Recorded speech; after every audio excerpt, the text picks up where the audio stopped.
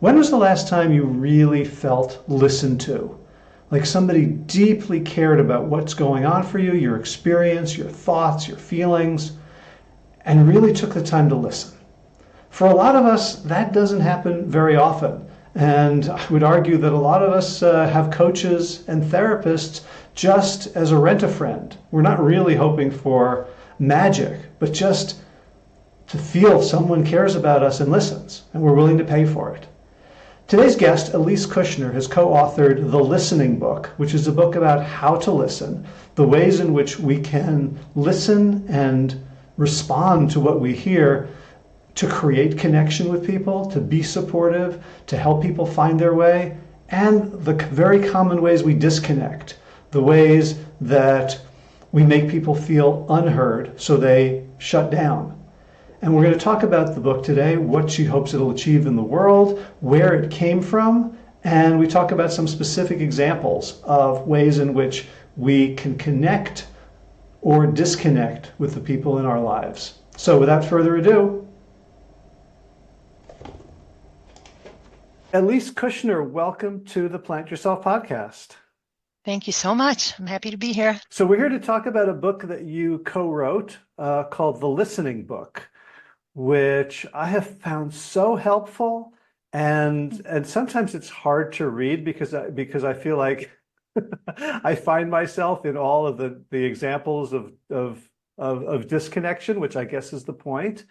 So I would love to talk about the book, about how it relates to your work, to what you want to achieve in the world. But let's start by having you please introduce yourself.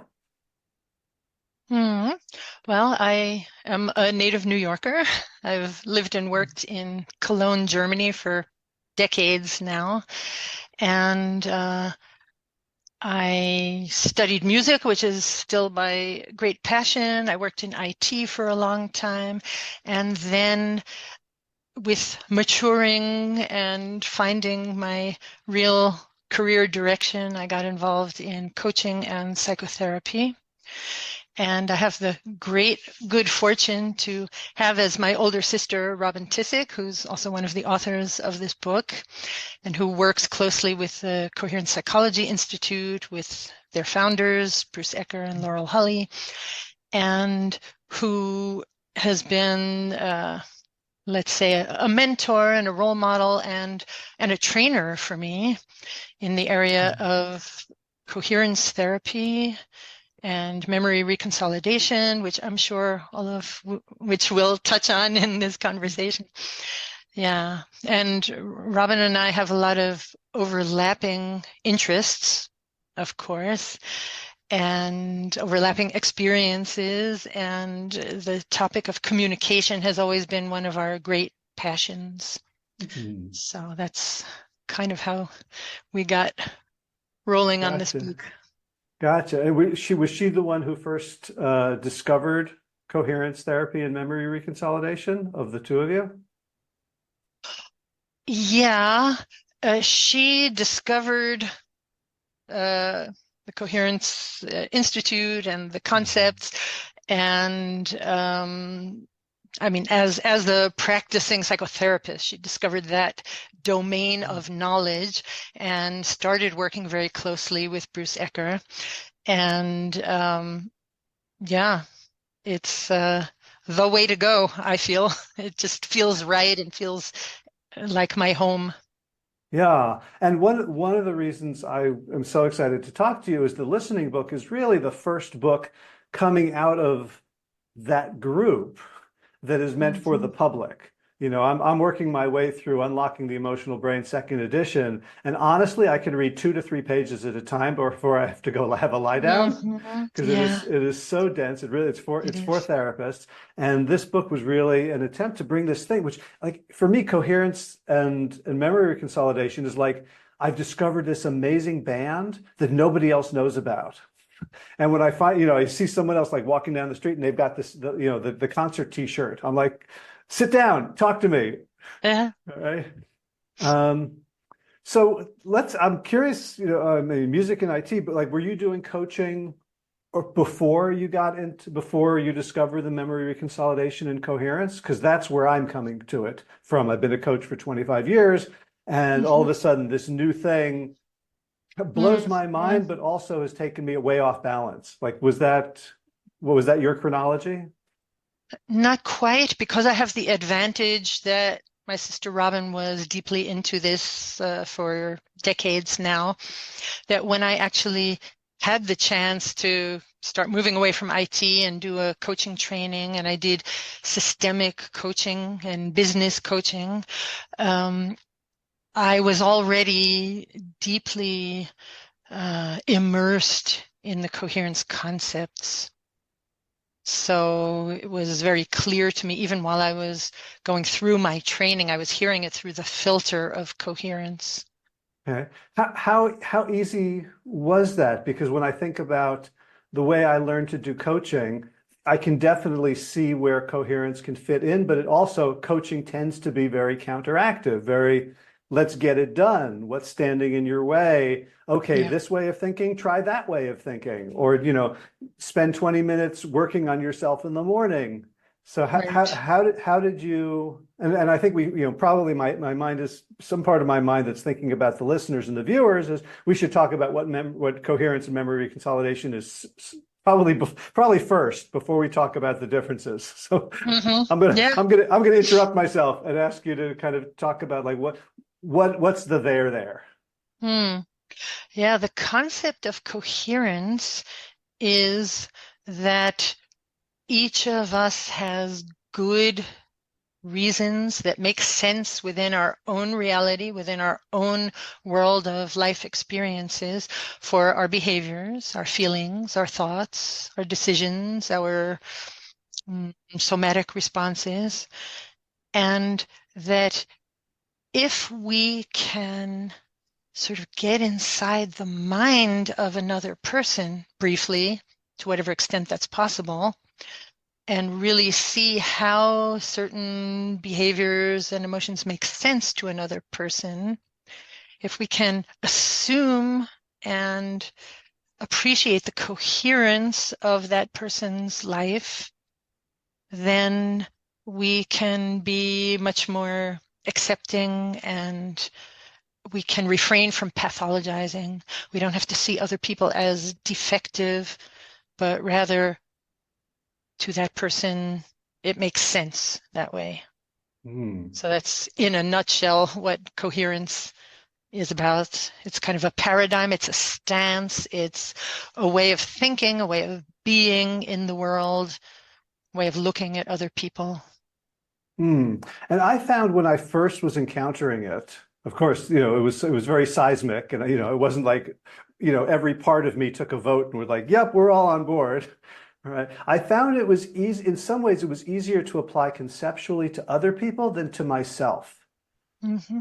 Right? That if I'm gonna see coherence in all of the things I'm doing that I don't like, it's Hmm. almost like I lose the power to dominate them and to put them in their place and to move forward, as an alpha.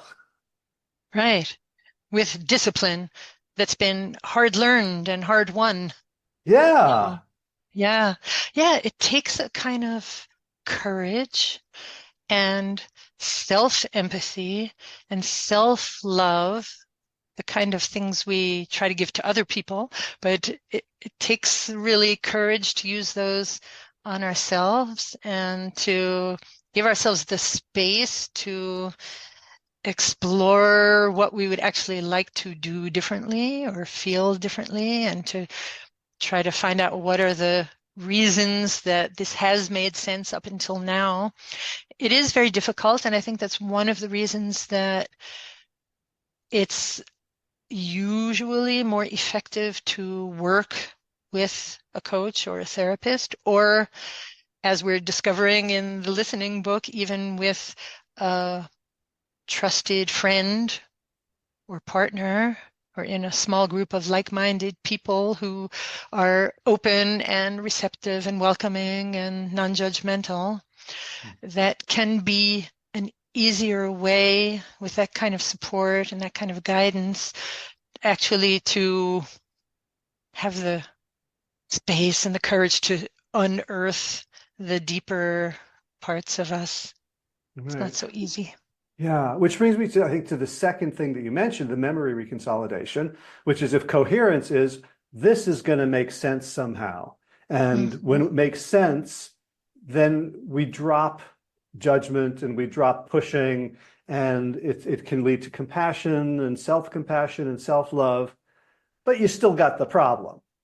The other Mhm. half, this memory reconsolidation piece, is that there is a process that the brain has to change, right? Yeah. To do, and not just like little change, not just incremental, but sort of a radical and pretty rapid at that moment transformation where this old pattern is seen for what it is, a sort of an echo of a memory, of an understanding, of a belief, of a schema that can then be dissolved and we can move forward without it. And I'm really curious about how you do that as a coach as opposed to how one does it as a therapist. Not really differently. A I'm lot of so, I'm people, so glad to hear that. yeah, yeah, yeah. I've spent a lot of time thinking about the differences between coaching and therapy. And it, for me, boils down to um, different training. Typically, I'm not talking about in the coherence world, right? Typically, it's different training. Therapists are taught about illnesses, pathologies, disturbances. Um, Coaches are taught to focus on setting goals and the future. And so there are differences in the training typically, and there are differences in the self-selected clients, let's say, that a lot of people feel, oh, well, I'm functional in daily life. I don't need therapy. There's a stigma attached to therapy. And so maybe they'll look for a coach because Mhm. they can justify it more to themselves or to their outside world. Yeah. Mm. And a lot of times people really have to be in a lot of pain and say, oh, I can't even manage my everyday life. I can't get my work done. I can't get myself out of the house, or my relationships are in trouble. There has to be often very deep pain before someone will reach out to a therapist. So for me, those are the two major differences. But when we come back to the coherence paradigm of understanding that according to a person's life experiences, uh, it all makes sense where that person is right now, and that person wants to change something, then for me, coaches and therapists work the same way. It's just that a coach who perhaps hasn't been trained in medical issues or hasn't been trained to know how to deal with severe trauma um, does need to know, okay, this is a case where I'm at my limit of training and knowledge, if that's the case, Mm. and then pass that person perhaps along to a medical professional or a psychotherapist. Yeah, wow. So a metaphor that just came to me is, my previous work was in the health field, helping people with health and wellness behaviors. And like it's very clear if someone's got type 2 diabetes and their diet is terrible, that I can help them in a deeper way than a doctor can, who can prescribe, you know, medication and blood, insulin and all that. But if I don't understand, hypoglycemic shock and Mhm. metabolic syndrome, then there's a limit to where I can take them, and there needs to be more safeguards. In the same way you know, as a coach, I can help people up to a point, but need to know where my expertise ceases so I can do it Yeah, responsibly. right. That's really helpful for me. Thank you. Um, the other thing I wanted to say is, though, when you were talking about like therapists learn through pathology, which is essentially the medical model, right? Doctors learn the name of every disease. Like, I have a friend who's, um, he's still a doctor, but he's sort of like for the last 5 or 6 years been doing other things. But if I say, hey, I've got this thing here, like I have this little lump on my hand between the fingers, he can tell me the Latin name for it. And yes, it happens this. Like he's got this compendium in his head Mm-hmm. of pathology and treatment that is unbelievably impressive.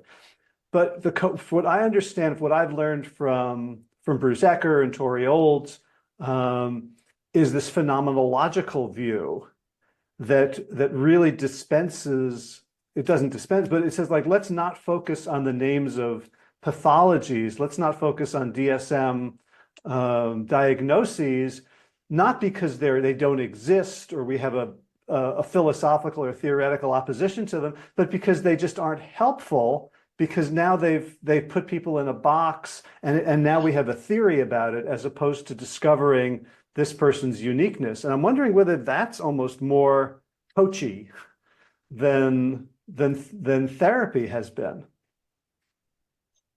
Yeah, has been. Therapy is changing, I think. There are so many schools of therapy and models out there that are really very humane and open and accepting and mindful, observing what is rather than what we expect based on a given symptom. So I think the therapy world is changing in that way. Right. But in some ways catching up to coaching, where if I'm listening to someone describing their inability to get started in the morning to get their most important work done, Mm-hmm. I tend not to think in terms of Mm-hmm. of categorization. Right. I think in terms of like let's look specifically what's been happening, what's it like, because this person's is different. It's not like, oh, this is someone's a night owl and someone's a morning dove or something, and right, it's like that's not going to help me. But understanding like what goes into it, when did they go to bed, what do they have for dinner, Right. how much do they care about the work they're doing, do they have toddlers, right? Like Mm-hmm. it's the details that I am interested in as a coach. And I think that in some ways coherence coaching is kind of a more natural fit than even the therapy, the history of therapy and bringing this coherence model into it. Yeah, it's a fresh way of looking at people as very specifically individuals. And what's bothering an individual is also a very specific thing. So it is a kind of coachy, as you say, a coachy way of looking at it, being curious and Mm-hmm. us learning from the client as opposed to us being the experts on the client and teaching the client what to do. Yeah. So that's all sort of preamble for this amazing book in my mind. Where did the idea from the listening book come from? Because when I saw it, is that like it wasn't at all obvious that this was a thing that the coherence folks Mm-hmm. were going to put out. Mm-hmm. Yeah. Well, as I mentioned, Robin and I have always been interested in communication, and we've been sort of honing our own theories over decades. And Robin also wrote a book about parent-child communication, and so this has been an interest of ours for a long time. And one day we were sharing, this is several years ago now, we were sharing some of our experiences in therapy with clients and telling each other about a client who said, you're the only one who really listens to me and tries to understand me. And then the other one of us said, oh, I know, I get that all the time. That is so sad. And then the other one said, yeah, and some of my clients say, you're the only person I can trust so that if I bare my deepest, darkest secrets, you won't judge me, you won't make me feel stupid, you won't tell me I'm wrong. And from there, it just became clear to us that people want to be heard and understood. and people want to listen and hear and understand other people. And at the same time, there's so much in the way. There's so much hurt and pain and yeah, just emotional stuff in the way. So we had this idea that we really have to teach the world how to listen. And it got off to a fun but slow start in that we were just sort of collecting stories, collecting vignettes along the way and just sharing them by email back and forth about, you won't believe what I experienced today or what one of my clients told me about, and so on. And then we started adding stories where people were very well attuned in their listening and thinking, wow, we don't really usually comment on the cases where it goes beautifully and the Yeah. person feels really understood just in passing or by chance. And at a certain point, we thought, we need Bruce on this project because he has yet another set of professional and life experiences. He's the perfect addition to this team. And from that point on, we just kind of played three-way ping pong where one of us would write a little bit and send it to the others, and we'd throw ideas around. And I think that we're a good team because we're three people on a mission, and each of us with our own particular slant on the mission, but really big overlaps that we want to, of course, as psychotherapists, we want to help people become more happy. We want them to see the potential to keep developing in life. And for all three of us, I would say, I guess I should speak only for myself, but I'm sure it's true of the others, there is something so fulfilling about having that deep connection with our clients. And we've all learned to kind of take that into everyday life and just see that coherence is something that benefits everyone. It benefits those who are being more accepted and not pathologized. It also benefits the listeners. I was reading recently about some studies about how personnel from old age homes and hospitals have a much lower incidence of burnout when they're taught to deal mindfully and with curiosity toward their patients. And so that's really what listening is about, right? It's being an open vessel, being a welcoming, open vessel, a space for other people to feel seen, heard, and understood. And for the one receiving that gift of somebody sharing, it's also very fulfilling. And that's optimally what psychotherapy and coaching do for the practitioner also. Wow. So yeah, something just happened inside me that I'm not quite sure what it is. I had another question written down, but I need to go here a little bit. It's so like one of the very, I would say, binary distinctions that Bruce makes in his teaching and that I'm reading in the Unlocking the Emotional Brain is the difference between transformational change and counteractive change. And he's pretty clear. And I've been playing with, like, is there a continuum? Is there something sort of in the middle? Because like we talk about, like, okay, if I do some polyvagal exercises with someone who is very upset, well, that's counteractive. That's just calming them down. But the way you're talking about just giving people the experience of being listened to, non-judgmentally, accepted, allowed, appreciated, attended to, is there something transformational in there as opposed to just being counteractive to, like, oh, I feel better in the moment, but I still have all these problems? It can be transformational. It's very individual.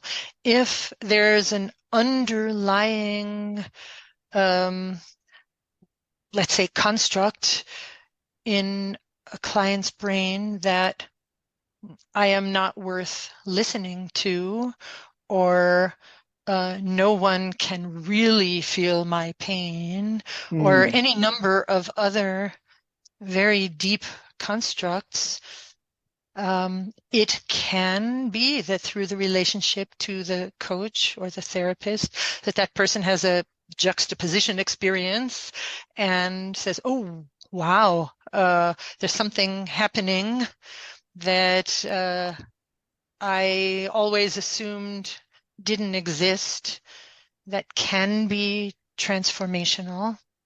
Hmm. It You have to look at the individual case. Yeah. Right, right. Yeah, because I'm thinking, first I was thinking that maybe this is only for attachment, but I think there's probably a broad range of people's experiences of just not, especially in the workplace, of not, Hmm. just like how life is, like nobody's got time for me. Like one of the things I recognized when I moved to Spain is like I've lived in this little village. I don't speak the language. I don't know anybody. I've kind of made more friends here than I have in 18 years in where I lived in North Carolina, just because people have time, Hmm. right? And that kind of was, it wasn't about I'm unworthy to listen to or no one can understand me, but it was some kind of a disconfirmation about how people can be together. Yeah. And I think what you're talking about is like it's the gift of attention and patience. Hmm. Yeah. And then on top of that, there's the potential process that, let's say, a struggling person can go through with a good listener, to unearth particular emotional truths, bring them to awareness, things that maybe were learned long ago and never really looked at, then to shine a light on them just because there's somebody there who cares and who's listening. And so even some very specific personal learnings can, in this fruitful and welcoming environment, actually be transformed. Yeah. Oh, yeah. Because I've been, workshopping workshops, thinking about how to bring memory reconsolidation, coherence to teams and organizations. Mhm. And I think I've been getting ahead of myself in terms of like, oh, we're going to do transformational work, right? But I think like what you're saying is like the primary task is can we create a place where people feel a little bit safer than they do right now? Mhm. Right. That become and what I'm hearing you say, or what I want to hear you say, and I think I'm hearing you say, is that in itself can be transformational for some people under some circumstances, can make things a whole lot better, even if they're not doing the kind of magic that Robin and Bruce and Tori and sometimes I can do with a client where we do the whole coherence thing, ABC 1 2 3 V, and Mhm. all of a sudden they magically no longer have the symptom, but that simply through creating a community of listeners for coherence, that some of that just drops away of its own Yeah. accord. Yeah.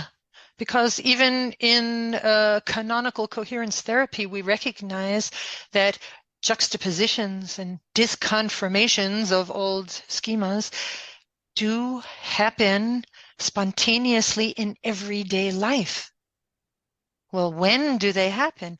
They happen when people are aware through sharing, through self-reflection, when people are aware of their old constructs, and when they are then in an environment where things are different from their expectations. Hmm. So this concept of spontaneous juxtaposition is a thing.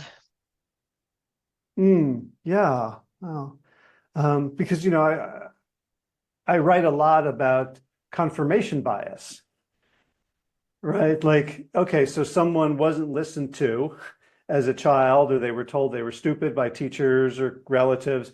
And now they're in a, they've risen in the organization to a pretty high position, and they still have this view of I'm not worth listening to, when every single day, multiple times a day, people are showing them, like dancing and parades with hula Mhm. hoops and elephants. Like, we really need you, you're brilliant, we need you. And yet it doesn't Mhm. sink in. So what is it about listening in the way you're talking about and you write about in the listening book that can shift the confirmation bias to if not to a disconfirmation bias, at least into Mhm. a neutral space? Yeah. Well, confirmation bias is a term. It's a label for something that you may observe. What's really interesting is what's underneath it. So in coherence therapy, for example, we're always asking ourselves the question, what makes this symptom? So the symptom you're talking about is the person in the CEO or whoever feeling unworthy, right? Mm-hmm. What makes this symptom today necessary to have? What makes it make sense and what makes it necessary to have? So it's not just that the person is hanging on to it because it's nice to have old things confirmed. It's that there's something maybe even scarier out there unconsciously um, about letting it go. And so listening is a major prerequisite and a major factor, empathetic listening to that person reflecting, having, let's say, the courage and the trust to reflect on what is that danger out there that's even bigger and scarier than what I'm dealing with right now, that I've kept out of my view and suppressed all this time. And that can really come out best in a situation where the person feels, there's somebody who cares, who's receptive, who's open, non-judgmental, interested, not going to give me advice, just going to let me find out my own truth. Wow. You kind of blew my mind just there. Good. Right? Yeah, because you, I mean, it's like I think I had a complete lacuna around, and I'm trying now, like my mind is going, what other phrases from the trade have I just adopted as Mhm. reified as things and Mhm. not been curious about what's underneath them? So you're kind of inviting me to ask, is confirmation bias just a heuristic of the brain in every single Mhm. case? Like, Mhm. we always want to just be consistent and think today what we thought yesterday? Or in, maybe it's a 2%, like the bell curve would, in a totally neutral thing, like the bell curve would shift 2% in one direction or the other based Mhm. on just the brain conservation of thought. Mhm. But but the curiosity about, okay, so confirmation bias, I'm throwing around that term like I know what I'm talking about, and yet it's driven by something. It doesn't have to be this giant weight that we have to. Mhm. Right? It's like so another one that's coming. I'm talking more in this interview than I almost ever do, and I just I want to thank you for it because I'm processing things. I always, I don't like to be the host who just talks all the time, but you're really pushing me to process stuff like this, the whole sort of like positivity, negativity, like what's the social science phrase for, like negativity bias, Mhm. right? We're all, and so my mind is going, well, it's better to assume negative just from an evolutionary perspective. If I assume that twig snapping is a predator and I run away, I pass on my genes. But now you got me thinking, like, is negativity bias also largely an attempt to maintain coherence of some deeper thing? Mm, I guess kind of a pair of glasses we could put on for this would be the question of how adaptive is it? And also to look at individuals. Even though, we have this habit in sort of Western science that if we can measure it, then it's a thing. And if it's sort of on the tail ends of the bell curve or it's hard to measure, then it's not a thing. And I think that we need to look more and more at individuals. So just going back to confirmation bias, you had that CEO of the company. As long as that person is happy and everything's fine, then that's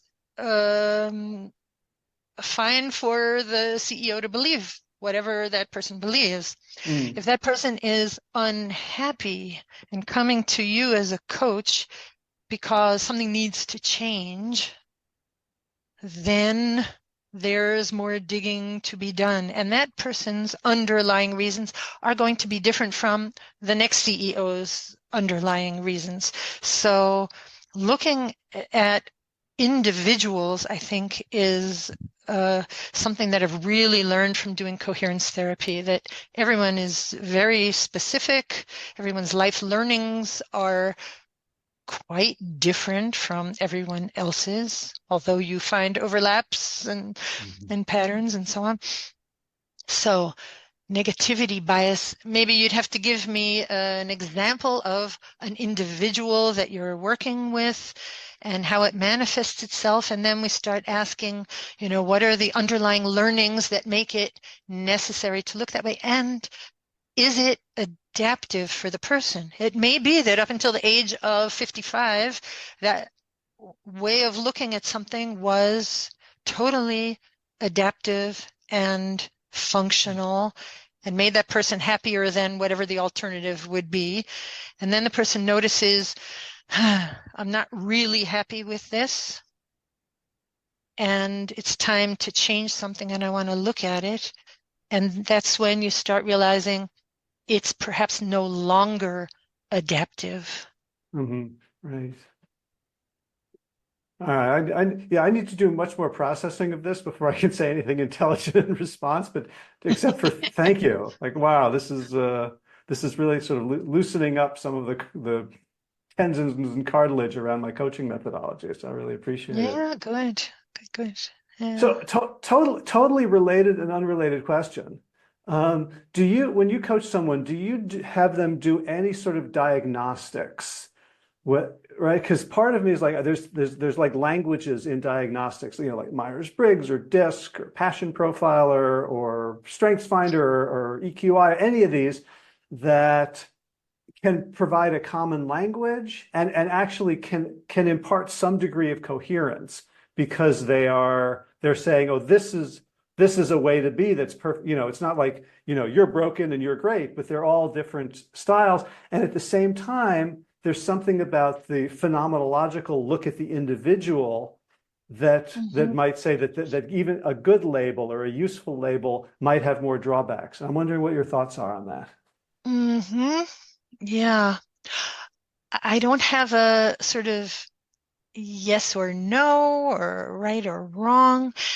You have to know your client and what's going to be useful, or at least what's worth trying out to see whether it's useful. I don't tend to do diagnostics or use models that lead to labels, but there are people for whom labels are actually useful.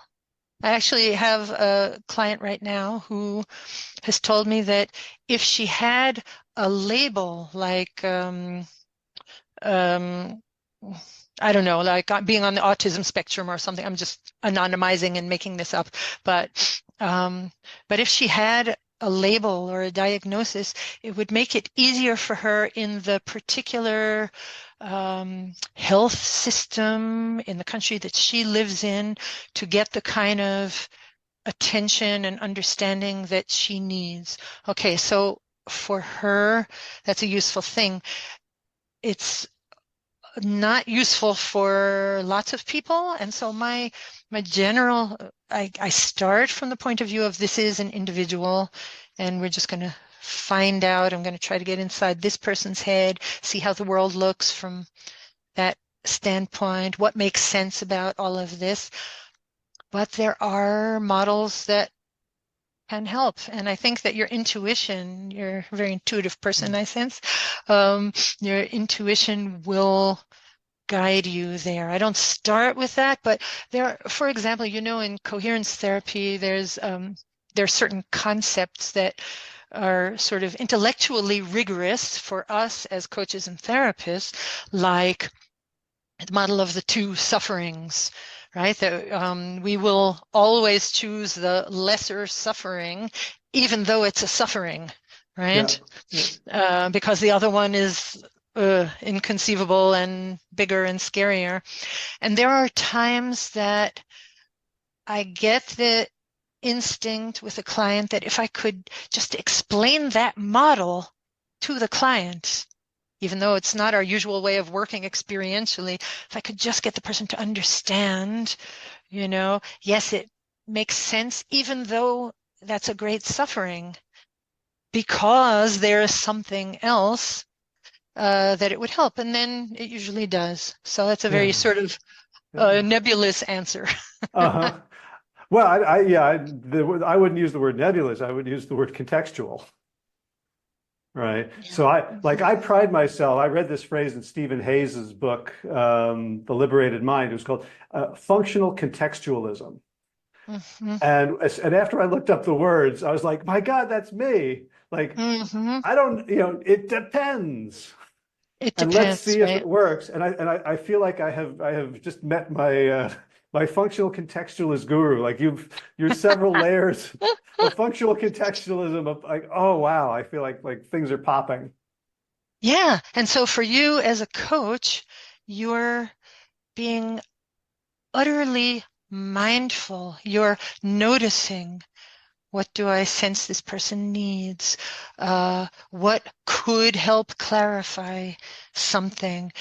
Then you try something out, because we don't know everything, right? We're Yeah. not Yeah. we're not the expert on that person.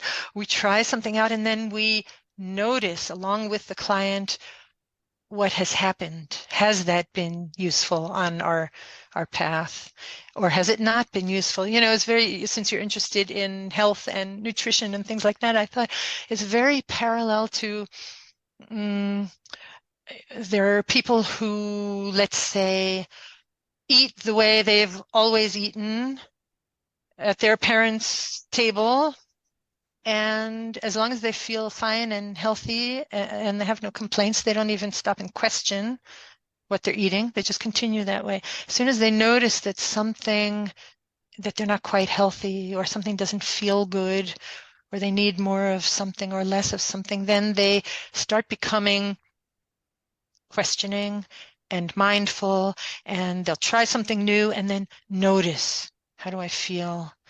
Right. So basically, that's what we're doing as coaches and therapists, is helping the person try something new and notice what happens. Yeah. Yeah. Well, my immediate reaction to that is that the listening book is a very important thing in the world for that, because it's not my experience that people start changing when they feel bad, as long as the people around them are mirroring it. Right. Yeah. Like one of my best friends from South Louisiana, so, the heaviest state in the union, what, number one or number two. It's like nobody looks around and says, "Oh my God, I'm fat," because everyone looks around and says, "I'm normal." Mm-hmm. And so in the same way, like the levels of emotional distress and pain and the different, like, joylessness that I think a lot of us feel are pretty normal, and the feelings of disconnection. And so Yeah. reading the listening book and reading. It starts out with, these like 50, I think 52 vignettes of little conversations, and you Mhm. stamp an icon next to an ouch where there's a Mhm. disconnection, or a heart with an ear coming off of it when there's a connection, and realizing like connection is so rare. Mhm. Yeah. And yet we all do it sometimes, right? There's a whole spectrum from people who feel it occasionally to people who are able to have that be uh, the flow of their everyday lives, lucky people. Um, and so what we try to do in the listening book is kind of to distill our observations based on long years of clients, friends, family, personal experiences, to distill what we see going on when people achieve deep connection and what we see going on when that's painfully lacking. And because, you talk about how people just keep on as long as the environment that they're in supports that. It's a very systemic kind of concept, right? That once there's a working system, it doesn't tend to change unless one element of the system does something differently. And that's often the case with humans, that there's somebody who says, oh, this is painful, this isn't working for me, I don't know what to do differently, but I'm going to try something. And then that upsets the balance of the system and things can start to change. Yeah. And I think that it's hard. I think one of the challenges about trying to make this a more listening world is that so many people are in such pain that they're very busy with themselves. Mhm. And they don't really have much spare capacity to be that welcoming, receptive, almost egoless vessel for listening to other people.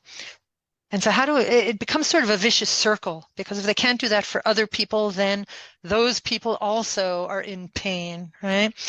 And the more I've thought about it, the more I think that the way out of that vicious circle is a kind of mindfulness.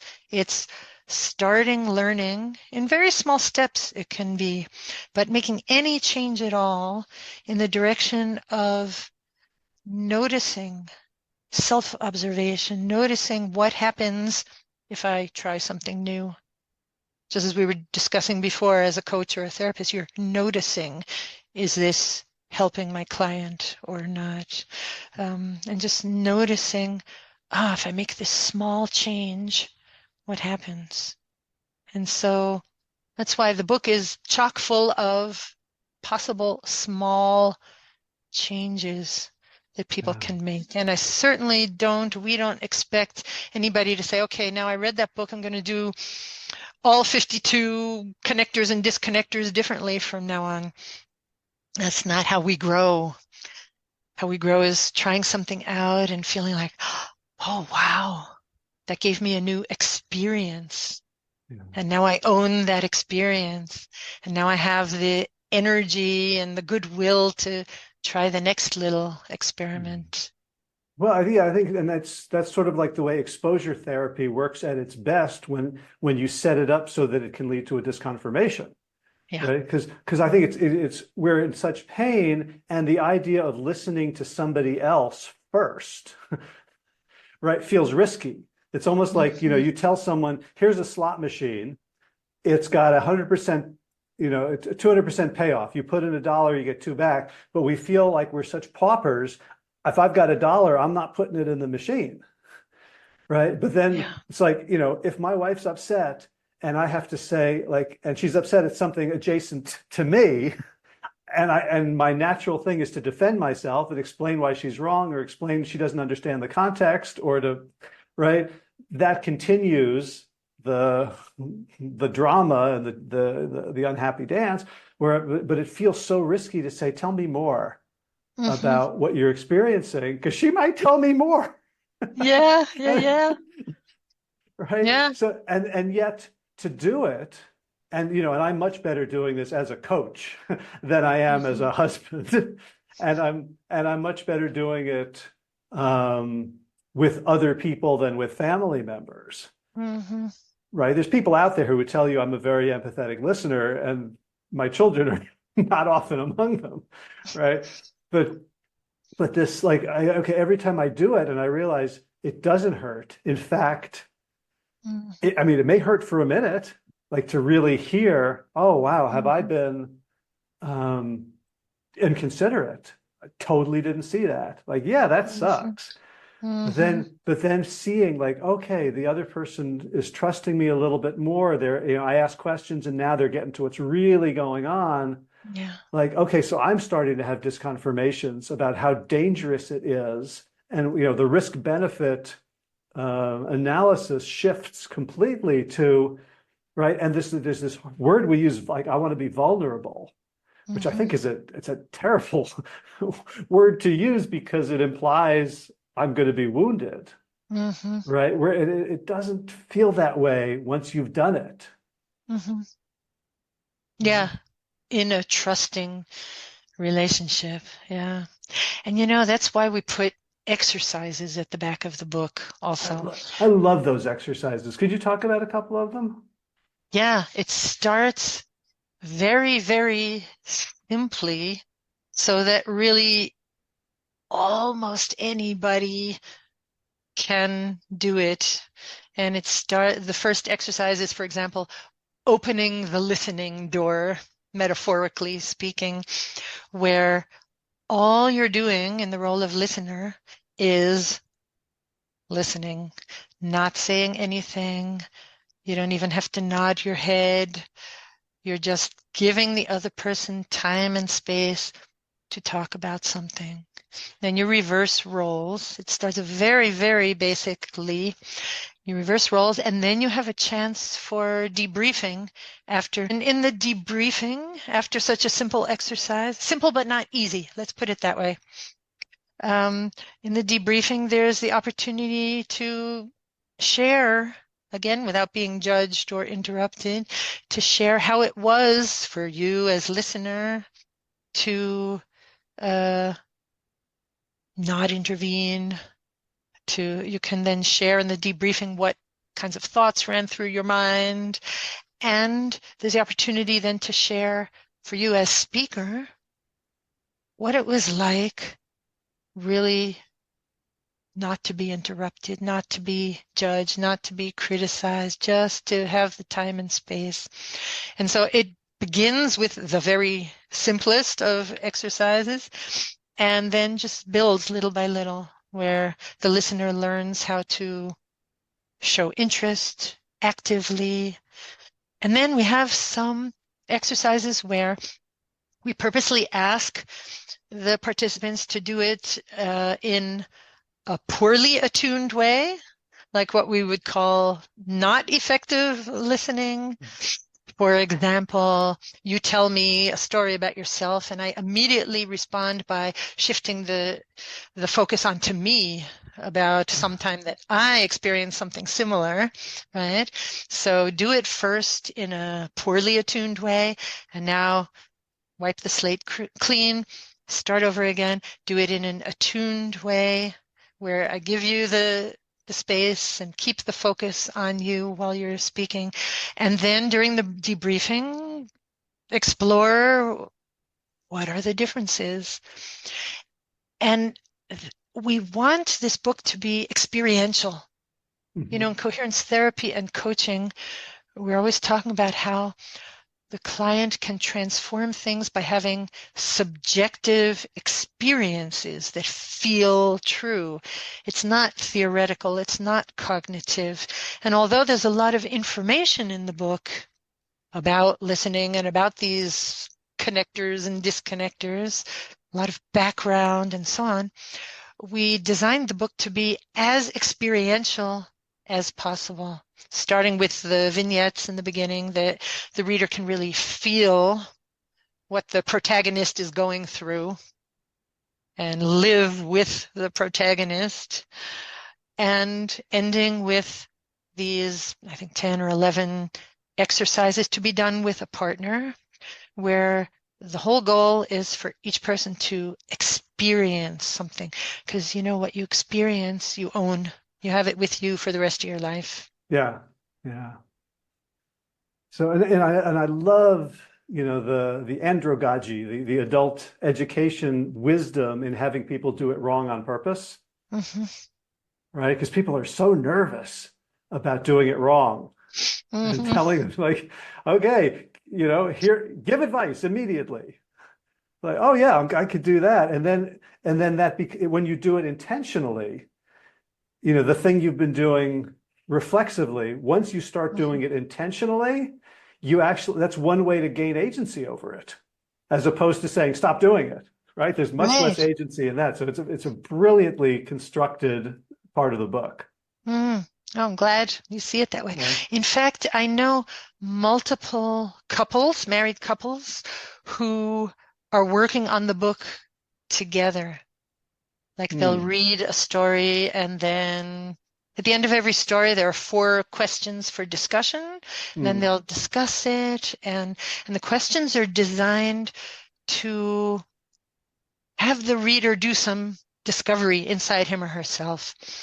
The the questions, some of them urge us to empathize with the protagonist who maybe felt not well heard or well heard.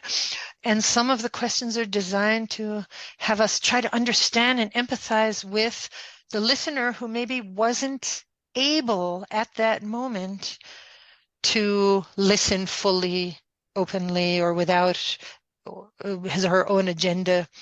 Hmm. And I think that it's this kind of empathizing that helps the reader have subjective experiences. Boy, I'm brainstorming workshops in my head. I'm only giving you 75% of my attention right now, to be honest. Like I'm Hmm. I'm thinking like you could do this with famous scenes from movies, um, having dyads in group. Do you do workshops on this in I organizations? haven't yet, only due to a lack of time because of other trainings and clients and presentations and whatever.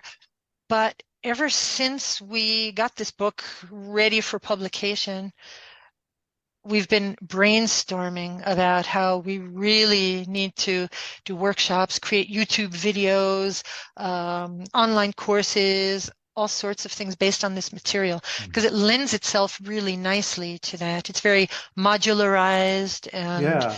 very, very workshopy.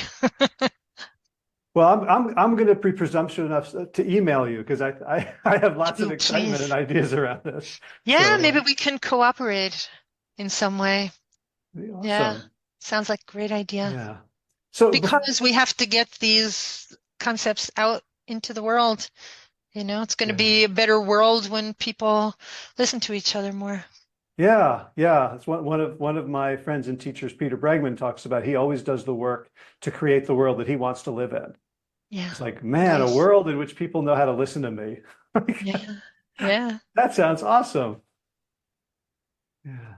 So before we go, I want to give people just a bit of the concreteness of, so you've got connectors and disconnectors, but there's about 2 dozen connectors. I've got the Kindle here, so I'm not facile Uh-huh. with flipping back and forth, but Yeah. like attending to the other's pressing needs first, maintaining focus on the speaker, asking interestedly, active listening, asking rather than telling, showing warmth and generosity of spirit. So there's a big list. I'm wondering if in your mind you have like 1 or 2 or 3 that are like Mhm. fundamental, like just so I don't have to memorize all of these. Yeah. Well, they're all fundamental, Howard. Um, the most fundamental, I would say, is assuming coherence in other people. Hmm. Why is Because that? Yeah, go why ahead. is that? Yeah, because that gives us the patience and the humility of saying, I don't know why. the other person is behaving that way. Mm. So when you say assuming coherence, could you put that into like a little thought bubble? Like I wouldn't walk up to someone who's suffering or yelling at me and say, I assume coherence, right? If I were thinking that way, I would be thinking something much more colloquial. Like what's the phrase that people could Hmm. understand? They must have their reasons. They must have their reason. This makes sense somehow, This makes sense right? somehow. That's a good one. Yeah. Right. And it's not Yeah. that they're broken somehow. Like Right. they're not bad or wrong. Somehow this makes sense. Something like that. Yeah. Yeah. Yeah. And it just leads me to a thought that I think is very important. Even if everything that other people do makes sense in their versions of reality, it doesn't mean that I have to like it. This is important because some people say, well, if I go around saying, well, it makes sense, it's very coherent, then I'm just going to be the victim all the time. No, there are behaviors that I am not willing to have in my life. There are people that I am not willing to have in my life. And at the same time, I can recognize, fine, for him or for her, that's totally coherent. Go live your coherent life. That's fine. Yeah. Mm. There's a distinction there that I think is very important. It's my job to listen to myself and understand my own coherent needs and desires and to treat myself respectfully in that I don't let uh, anybody do anything to me, right? I think that's an important point. Yeah, and I think, what comes to mind is that it can go beyond like, okay, blessings upon your coherent life just far away from me. Like I think a lot about what's going on in Gaza. And you have two groups of people, and I can see the coherence in both. Mm-hmm. And Yeah, yet there are actions and behavior like killing each other is not okay. Right? right. Like there's even like I will stop you from doing this thing to hurt me, to hurt other people, even though I understand your coherence. And I have friends who are doing work with groups with Mm-hmm. Palestinian Israeli groups together, and the fundamental shift always comes through coherence. Yeah, Through you came in as my enemy, but now I see you're a human being, and I can yeah. see why you're mad, and I can see Mm-hmm. why you'd want to hurt me, Yeah, right? And we're not, and we are setting boundaries. yeah. Yeah, it is possible to find some overlaps in each group's realities. Mm. Yeah. Mm-hmm. Yeah. Yeah. And I also, you didn't ask about my favorite disconnectors, but Oh, I also have yes, please. a favorite disconnector, which is criticizing. Mm. And I know, and this is my favorite one because I know I differ from almost everybody else, and it's a very controversial topic. People feel, oh, you should be capable of taking criticism. It's a question of maturity and stuff like that. I don't see it that way. I consider criticism to be the opposite of empathy, Mm. and I think that there's Um, yeah, if you, in your reality and given your life experience, feel that it's okay or good to do things a certain way, and I, in my life experience, find that that's not a good way to do things, then who am I to tell you that in your life it's wrong? See, the thing about criticism is that it's based on a concept of right and wrong. Mm. And in interpersonal relationships, there's very little that falls into the realm of right and wrong. I mean, there are things we have laws for, like we say, we agree that it's wrong to kill other people, sure. beyond that, I don't really have a right. I'm not the expert on your life, and I don't really have the right to tell you that's wrong. What I do have the right to do always is to say, I feel this, I need this, I don't like that. So, but that's not criticism, Hmm. Yeah. right? Yeah. Yeah. And criticism, it's such an easy default. And yet, like for someone to respond well to criticism, like I can think of three people in my life ever who had that superpower. That's like, Hmm. like we should all be able to jump off of buildings and fly, right? Would be Like, nice. and yet expecting Yeah. it of others. Like one of my favorite, I think, cartoon, I think it's from the New Yorker from years back, is a guy in an office with a big hammer, and everyone's like, he's obviously beat everybody up with it. And he says, "Am I the only person around here who's not playing the victim?" That's good. Yeah. So, yeah. So all right. So the number one connector is assumption of coherence. Something's got to make sense here, which leads, you said, to patience and humility. To me, what it leads to as a motive force is curiosity, Hmm. which is like, oh, here's a fun puzzle. Like, Yeah. why are they so mad at me? Yeah. I'm really, like the curiosity can almost, like even if they're coming at me with criticism, Mm. right? The curiosity is kind of this nice, donut glaze layer that kind of makes whatever's underneath it hearable. Hmm. And Anthropologist view of things. yeah, yeah, and criticizing as the disconnector.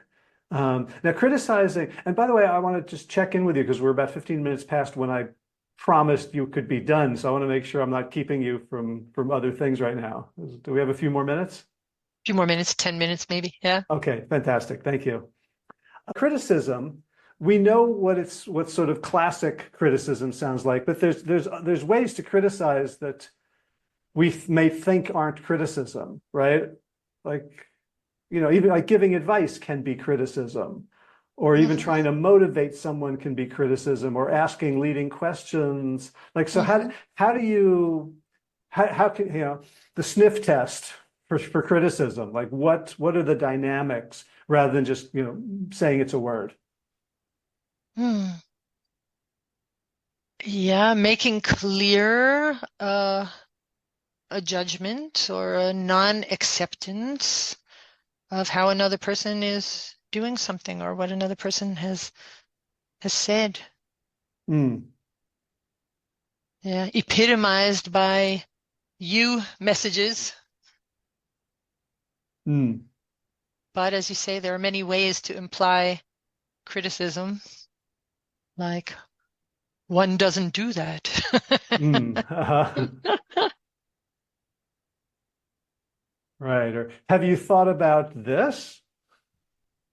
Mhm. Right. So I guess so it's Yeah. the whiff, the underlying energy of judgment and non-acceptance. Yeah. And even something very subtle, like it's also one of our disconnectors, reassuring someone inappropriately is a kind of, well, it's certainly counteractive.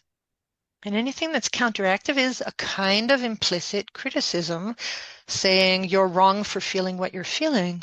Like if you're insecure about some big presentation you're about to give, and I reassure you and say, "Oh, I'm sure it'll be fine," Mm, then what I'm doing is implicitly criticizing you for feeling insecure about it rather than being curious. What are the aspects that you're unsure about, and what are you picturing possibly going wrong, and so on. Yeah. yeah, yeah. And then I mean there it's an example where I think it would be pretty straightforward to lead someone into a juxtaposition experience. Like, oh, what do you know about that? What have your experience, what's a recent experience of you giving a talk? How did it go? Right, where Hmm. you're Hmm. really interested in the answer and you're not trying to Right. lead them. Right. Yeah, that Yeah. is that reassuring inappropriately. I've got to say, like I train coaches, and the two things are advice giving. And I've always started with an exercise that was a little too advanced. Now that you've told me about, and you've reminded me about the just listening, just shut up and listen, like that has to start. I start with like just asking curiosity questions, and even that's too much. Mm-hmm. But like the advice giving and then the reassurance, oh no, there's nothing wrong with you. Oh, Mm-hmm. Mm-hmm. right. Oh, you've got nothing to worry about. You studied so hard. Right, right. Yeah, we have a story, a vignette in the book about a little girl who doesn't like the artwork that she just made. And she's trying to tell her mother, oh, I don't like it. I'm not happy with it. And the mother says, oh, but it's beautiful. You're a wonderful artist. And she feels so cut off from her mother because she feels not seen and heard in her upset feelings. Yeah, yeah. And we just, Uh, as parents, like all I want my kids to do is to not feel that way, right? So, and this is the equivalent of right, like, oh, you feel, someone made fun of you. Here's chocolate, right? right, Which is kind of right. like that was my childhood. Like chocolate was the solution to most emotional issues. Oh, uh-huh. Yeah. You Yeah, know? and parents mean well. Yeah, Yeah. They yeah. just want their kid not to be in pain, which I totally get. Right, right. So again, coherence for the perpetrator as well, for the one who disconnected as a listener. Yeah, Yeah. yeah. Yeah. Yeah. So I want to make sure we leave after giving you a chance to tell people how to find you, how to reach you. I don't know if you're still if you take where you take clients from, if you work remotely or just in person, but how to and how if people can study with you. Like this is I learned so much from you. I think I've modeled what other people can get. So how would you like people Nice. to stay in touch and Yeah. Well, through the Coherent Psychology Institute, and I know you know the website for that, so that's coherenceinstitute.org. And I and I think have, it actually like I've gone there and it's actually flipped to like coherencetherapy.org. yeah, they both lead there. Okay. Yeah. So I've Yeah. had some trouble with And Coherence Institute, so I want to make sure people get people yeah. directly. So Yeah. coherencetherapy.org will get them to you're in there somewhere? Yeah, under contacts, but my Okay. email address through the Institute is elise.kushner@coherenceinstitute.org. So people can contact me at any time. I do give trainings for the Institute in coherence therapy, coherence coaching. Um, I do trainings in German for both of those topics. I do supervision. I work remotely, so Uh-huh. I can work with people all over the world. So if someone's looking for a coach, and they like what they've heard and they feel a connection, they can just reach They out can to you. contact me, sure. Yeah. Awesome. Awesome. Yeah. All right. Anything you want to add before we say goodbye? Just that it's been lots of fun. It's Oh, a good. great topic to delve into and no end of interesting ramifications, I think, for these topics. And it's very rewarding that you're so excited by it. So we have that in common.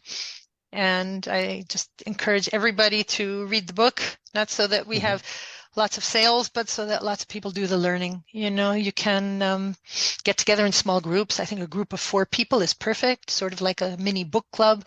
And you can Mhm. spend an entire year just going through uh, 1 or 2 vignettes and the discussion questions and then doing the partner exercises together. There's so much autodidactic material in there, and I encourage people to do that. Yeah, yeah, yeah. So your book is one. There's very few books. There's like the EGOT, like people who've won an Emmy, a Grammy, an Oscar, and a Tony. So your book is close because I have the Kindle and the hard Hard copy, copy? Yeah, and really? I don't have the audiobook because I don't think there is one, right? There isn't one, no. So when Well, when it's an you come out interesting with thought.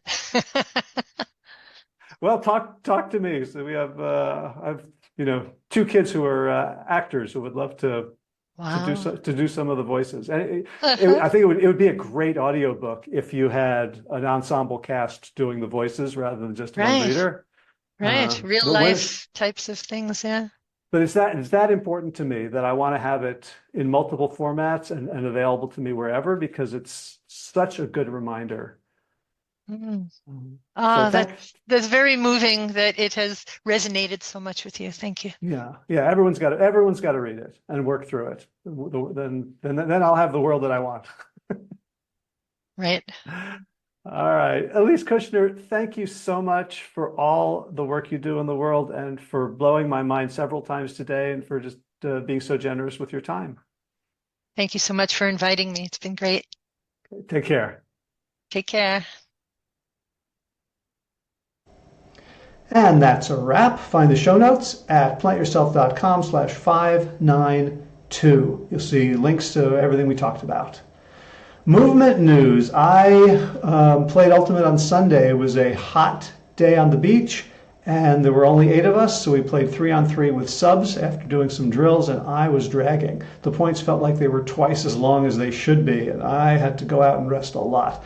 So it's been 3 weeks since I played on sand. 2 weeks ago, we had the grass tournament in Lerma. The week after that, we just took the week off. So 3 weeks really did a number on my cardio. So this morning I got out there on the beach early and ran a bunch of sprints.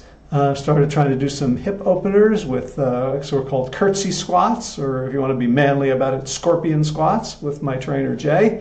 And I hit a personal record for push-ups, 24 in a row. That matches the best I'd ever done back in the day when I was doing them every morning. So looking forward to hitting 30 at some point. That's pretty cool. And what else is going on? Got an inversion table. I've been hearing from a lot of people how it helps decompress the lumbar spine and relieve stiffness and pain. And took 2 hours to get it set up, which didn't help my back. But after that, I had lunch, so I'm waiting for food to get digested. Then I'm going to go upside down a little bit, and I'll report back how it does. I'm very hopeful.